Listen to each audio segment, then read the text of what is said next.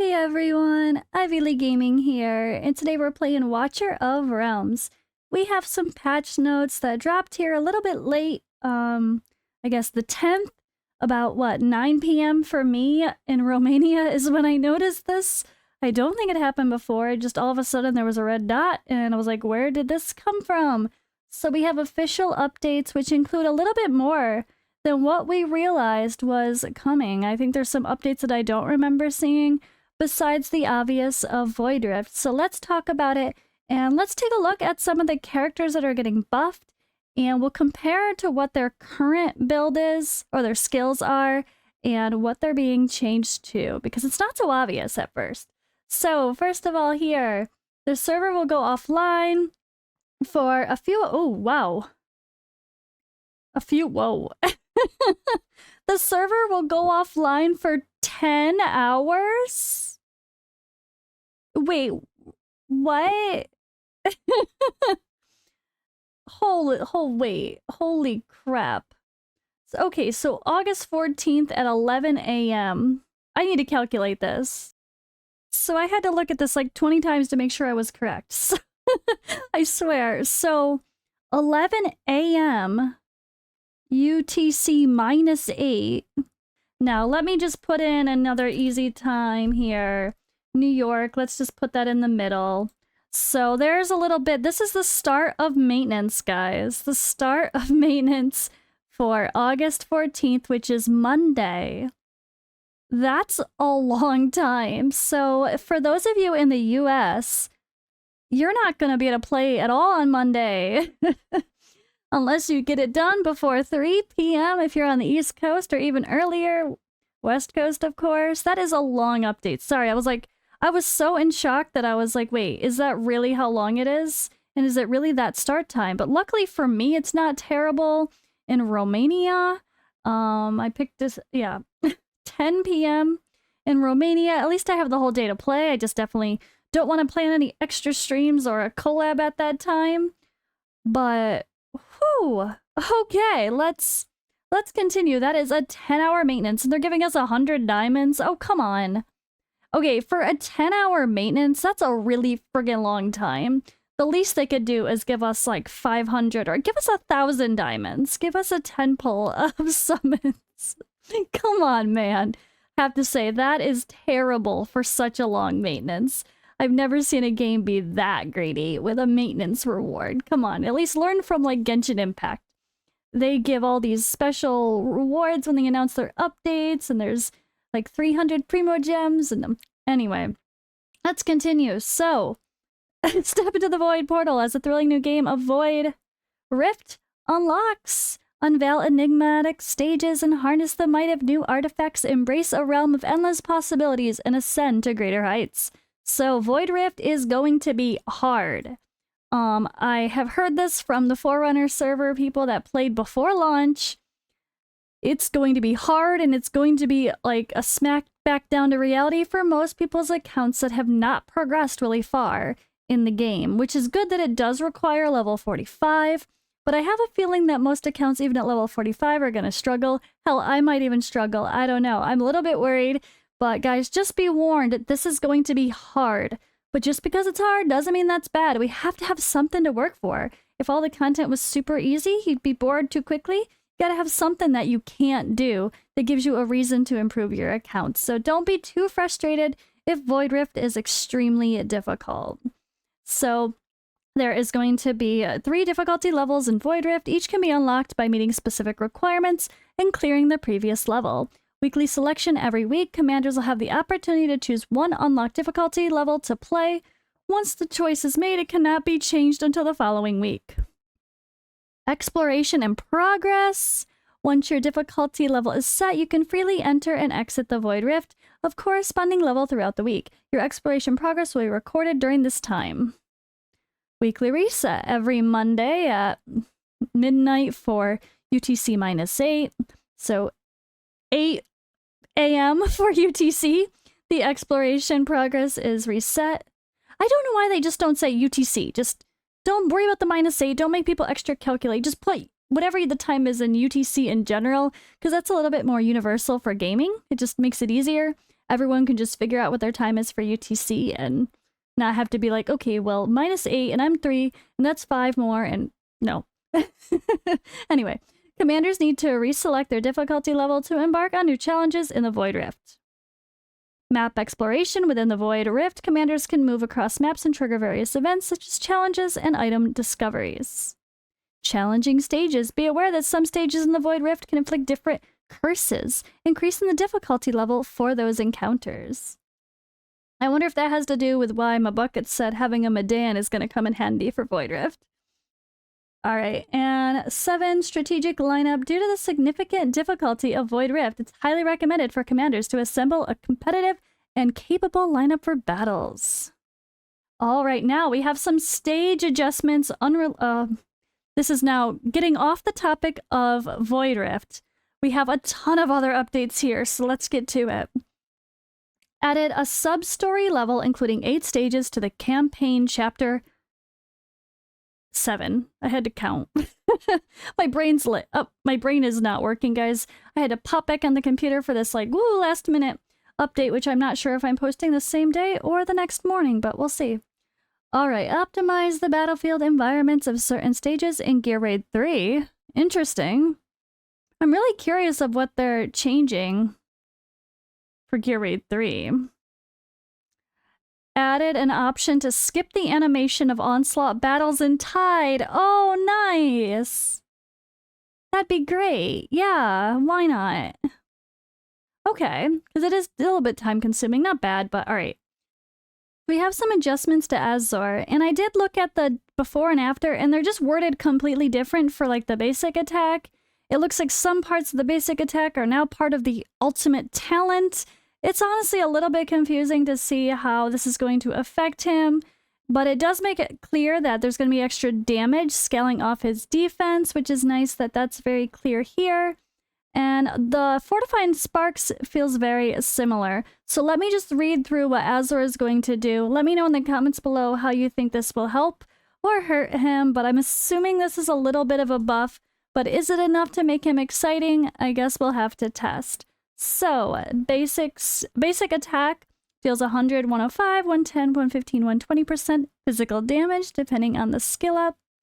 Ultimate talent deals damage that scales off his defense. After landing 10 attack, the hammer enters the heated state.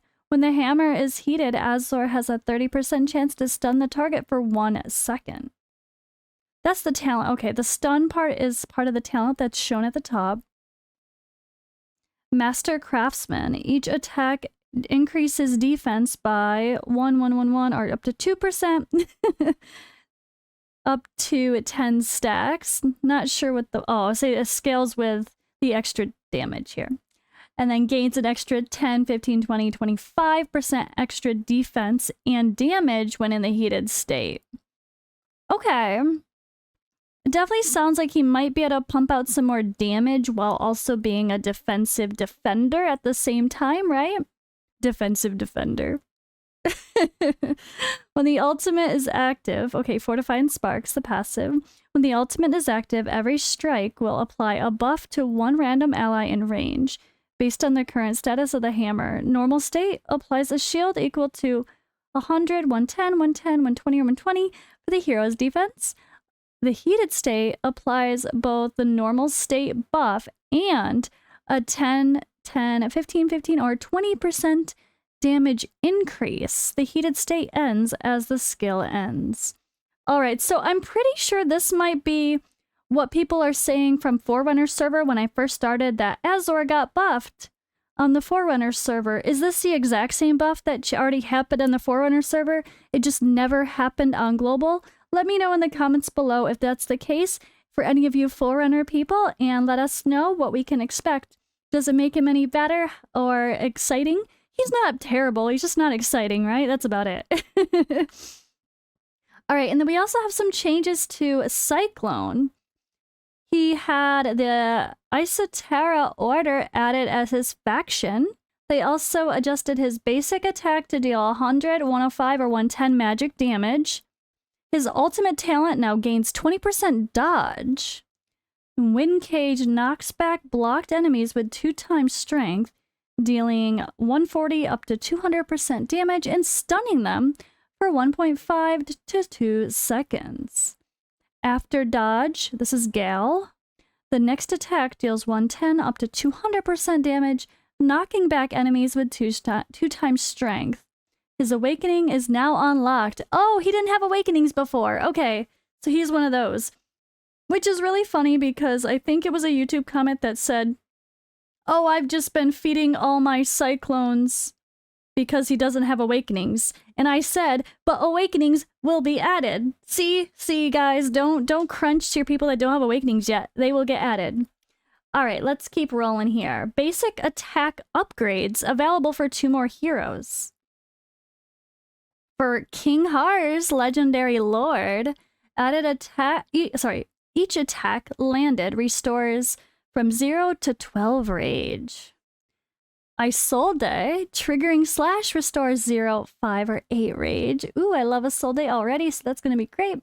Change the attack increase buff that can be applied by heroes to allies to inspiration. They changed it from attack increase to being called inspiration. And then rare hero Nunya, her ultimate's been modified to apply an inspiration effect in place of the earlier attack increase effect. And then prayer grants 10 to 20 defense and 10 to 15% inspiration to all allies in range. Rare hero Narvi. So her ultimate's been modified to apply an inspiration effect in place of the earlier attack increase effect and now targets different units. So before, she used to grant herself and 2 random allies 10 to 20% inspiration and restore 8 costs lasting for 10 seconds. After, she's going to grant 2 random allies 10 to 20% inspiration. So Narvi gets a nerf. She no longer grants herself inspiration. I guess that doesn't really affect her too much. She's kind of not there to really do damage anyway. She's just kind of there to be the cost replenisher. And then Skulf, another rare hero. Ultimate's been modified to apply an inspiration effect in place of earlier attack increase effect. Barbarian's Roar. Before, it applied 20 to 30% attack increase to 3 random allies in range for 10 to 15 seconds. And now it's going to apply the same, but inspiration. Let's continue. They also did some optimizations. 1, optimize the inspiration effect. Only the most recent applied inspiration effect will be active on a hero. Oh. So is this going to be like big version or small version of like increase attack? Like if you place a weaker version after a stronger version, it's going to take over? You don't want that. You want the biggest version of it to always be in place if you have multiple heroes on the team with the same buff. So that's a little bit confusing. I hope that's not the case. I hope if you have something that has like this one unit applies 20% and the other unit applies 30%, that the 20% doesn't take over the 30% just because they went in a different order.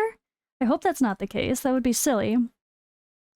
And then 2, increase the effectiveness of a hero's attack speed attribute while slightly reducing its impact on rage regen. Okay, interesting. So they're kind of nerfing attack speed? No, they're increasing the effectiveness of attack speed. So maybe the basic attack will actually, maybe it was scaling weird, but it's only gonna affect the basic attack, not the rage regen overall. I didn't think it affected rage regen at all before. I assumed attack speed purely was only how fast do you hit on your basic attack. But maybe there was some wonky stuff going on there. All right, gear. We added 10 mythical artifacts. So, fighter exclusive Soul Drainer and Void Gazer. I have fun pictures for that. So, in Discord here, Soul Drainer and Void Gazer. These are Void Rift exclusive artifacts. Increases block by 1. Restores 0.7% of the hero's max HP every time the hero deals damage to 1 target, effective up to 3 targets. That's for a fighter.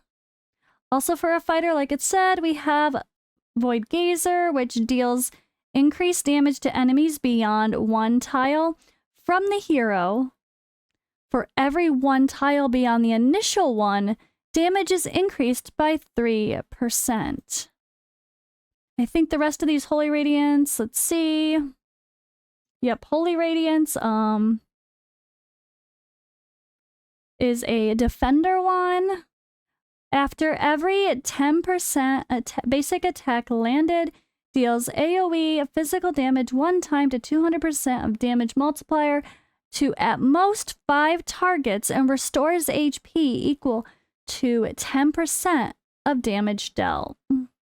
And then for healers, Elysian Folios increases single target healing effect by 3% for every additional ally present in range, stacking up to 4 times. Ooh, great for single target healing. And then for marksmen, we have Blood Bond Signet. Reduces max HP by 30% and increases crit damage by 20%. So yeah, it's like a sacrifice of your stats for doing more damage.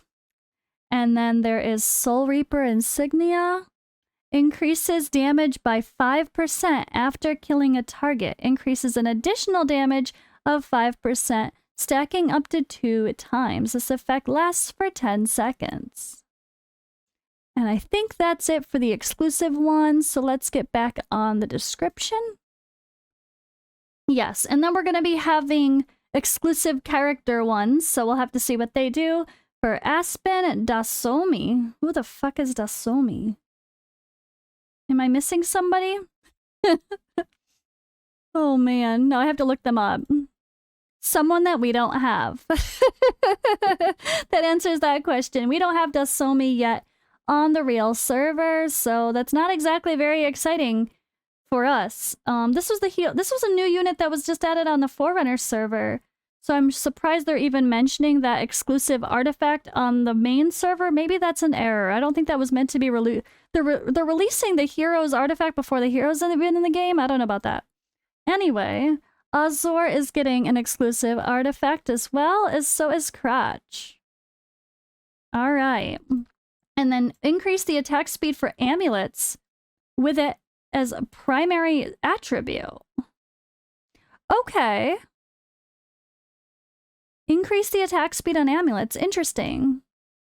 So maybe we are going to see attack speed be an even more important role in the game. All right, achievements and quests added secret achievements which unlock rewards and details upon completion. Added 4 new achievements, legendary technique, well, 1 and 2, Hyperion Revival and Hyperion Awakening. So there's going to be Awakening and Revival related achievements. Optimize some quests of Hero's Path. Lowered the difficulty of quests related to gear enhancement levels in Hero's Path. Alright, some other notes. You can now connect your account to Google Play account via settings account connection, only available after you update. So I hope this means Google Play instead of Google Play Games. So I'm hoping like when you're on a mobile device, you can switch Google Play accounts easily, because on a mobile device or on BlueStacks, once you're logged into Google Play Games, it's like it defaults. It like makes you stuck on it. So if I have two accounts I want to play on my mobile device, I can't switch between Google. It doesn't let you. It's really strange. So I'm hoping whatever this changes allows you to easily switch between 2 different Google accounts while on a mobile device, because it's just really hard. Like if I want to do a free-to-play series or have a second account, I can't. Not be able to play on mobile anyway, because it would be impossible to switch. All right, added the friendship point system, enabling friends to exchange friendship points daily. When your friends deploy assist heroes for challenge stages, you'll also receive friendship points. These points can be exchanged for stamina. Yay, stamina. Added a portal to the friends feature on the left side of the cam screen. Optimize the friends interface for smoother user experience. Optimize various features of friends, such as add friends, blacklist, display order of friends, and red dot notifications to enhance overall usability, and added an attributes profile interface that provides explanations for attribute terms and detailed attribute information for each hero. All right, that's good. Simple, and more information is always good. Added preview animations for ultimate skills of legendary heroes. I like that. Added new promotion animation for the hero Raiden. Okay. Added a feature that allows you to lock and unlock, sell, obtain gear directly from post-stage. Reward obtain interface. Lock, unlock, sell, obtain gear. Okay. That's cool. Oh yeah, when you're like in the middle of just looking at it.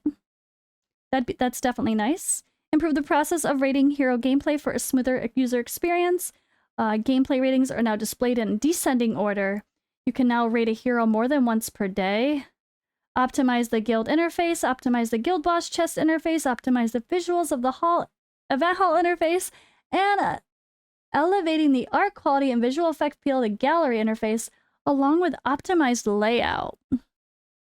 Alright, well I do have to say, back on this ratings, guys, don't, like, ever listen to in-game player ratings. If I've learned anything from literally every game I've played, starting with Raid Shadow Legends, it's the community just randomly rates shit when they get them. They might not even have the hero, they just rate stuff because they feel like it.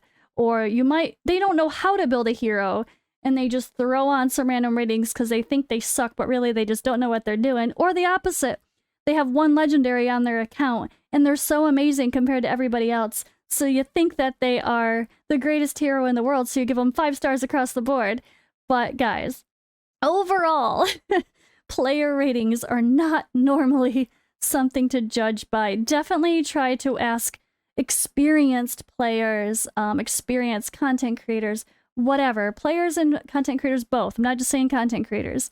But don't go by player ratings for a serious judge of a character. But that was a long list of updates. Holy friggin' moly. Patch notes April 14th and 10 hours of maintenance. Okay then. Let me know in the comments below about what you think from this set of patch notes, and I'll see you in the next video.